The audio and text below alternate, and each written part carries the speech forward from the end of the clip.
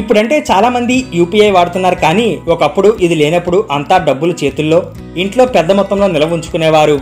అయితే ఇప్పుడు ఎవరికైనా డబ్బులు చెల్లించాలంటే యూపీఐని ఎక్కువగా వినియోగిస్తున్నారు. అయినప్పటికీ కొన్ని సందర్భాల్లో డబ్బులు భౌతికంగా కూడా చేతులు మారుతూ ఉంటాయి, చేబదులు ఇచ్చిపుచ్చుకుంటుంటారు. అయితే ఇక్కడ ఆన్లైన్ ట్రాన్సాక్షన్ సంబంధించి నిర్దిష్ట పరిమితి దాటితే ఐటీ శాఖ చర్యలు తీసుకుంటుందన్న సంగతి తెలిసిందే. ఇక్కడ పెనాల్టీ, నోటీసులు వంటివి ఉంటాయి. మరి క్యాష్ ట్రాన్సాక్షన్ పైన ఆంక్షలు ఉంటాయన్న సంగతి మీకు తెలుసా? ఇక్కడ కూడా నిబంధనలు ఉల్లంఘిస్తే భారీగా పెనాల్టీ పడుతుంది, ఇంకా నోటీసులు కూడా వస్తాయి. ఆదాయపు పన్ను చట్టంలోని సెక్షన్ 271 DD కింద 20,000 రూపాయలు ఆ పైన పరిమితి దాటిన నగదు లావాదేవీలపై ఆంక్షలు అమల్లో ఉన్నాయి. ఆదాయపు పన్ను శాఖ కూడా ఎప్పటి నుంచో దీనిపై అప్రమత్తం చేస్తూనే ఉంది. నగదు లావాదేవీలకు నో చెప్పండి.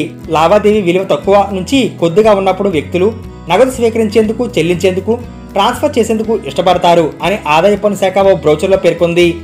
ఆదాయపు పన్ను చట్టం సెక్షన్ 269 SS నిబంధన కింద ఎవరైనా వ్యక్తి లోన్, డిపాజిట్ కింద 20,000 అంతకు మించి రుణం అంగీకరించవద్దు.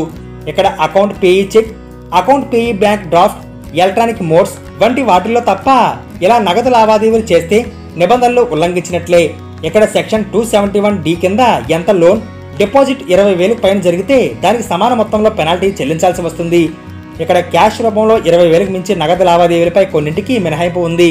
ఇందులో ప్రభుత్వం సహా banking company, post office savings bank లేదా cooperative bank, central state corporations, government company వంటి వాటికి మినహాయింపు ఉంటుంది.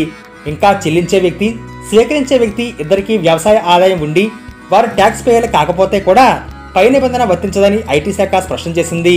ఇంకా పై వాటితో సంబంధం లేకుండా ఒక వ్యక్తి నుంచి ఒక రోజుకు లేదా ఒక లావాదేవీకి సంబంధించి కొన్ని ట్రాన్సాక్షన్లు కలిపి 2 లక్షలు అధిగమించినా ఇక్కడ కూడా ఐటీ శాఖ నిబంధన ఉల్లంఘించిన దాని కిందికి వస్తుంది. ఇంకా ఇక్కడ కూడా ప్రభుత్వం, post office, savings account, cooperative banks వంటి వాటి నుంచి మినహాయింపు ఉంది.